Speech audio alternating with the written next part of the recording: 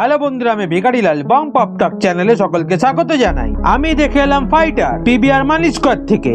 এই ভিডিওটিতে আমি মুভিটির একটি কিক রিভিউ দেবো। তো এই মুভির গল্পে ইন্ডিয়ান এয়ারফোর্সের একটি স্কোয়াড্রনের গল্প দেখানো হয়েছে, যাদের মিশন হলো পাকিস্তানের থেকে পুলওয়ামা হামলার বদলা নেওয়া, এবং সেই নিয়ে মুভির গল্প এগোয়।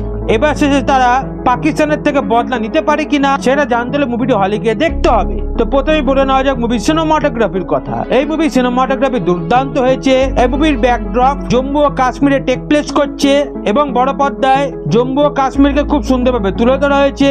তাছাড়া এই মুভিটি একটি এরিয়াল অ্যাকশন মুভি, আর এই মুভিতে খুব সুন্দরভাবে ফাইটার প্লেনের ফাইট সিন ক্রিয়েট করা হয়েছে।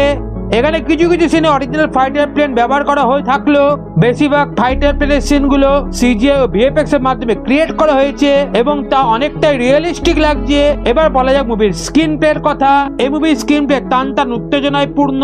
এই মুভিতে অ্যাকশনের পাশাপাশি ইমোশনাল সিনও খুব সুন্দরভাবে ফুটিয়ে তোলা হয়েছে। মুভির ক্যারেক্টারদের মধ্যে পার্সোনাল বন্ডিং মুভির স্ক্রিন প্লেতে খুব সুন্দরভাবে লেখা হয়েছে। তাছাড়া এই মুভিতে ইন্ডিয়ান এয়ারফোর্সের খুব সুন্দর রিপ্রেজেন্টেশন তুলে ধরা হয়েছে, যা বেশ অথেন্টিক লেগেছে। মুভির কাস্টিং এর যদি কথা বলি, মুভির মেন লিড এয়ারফোর্সের স্কোয়াড্রন লিডারের রোলে ঋত্বিক রোশন দুর্দান্ত অভিনয় করেছেন।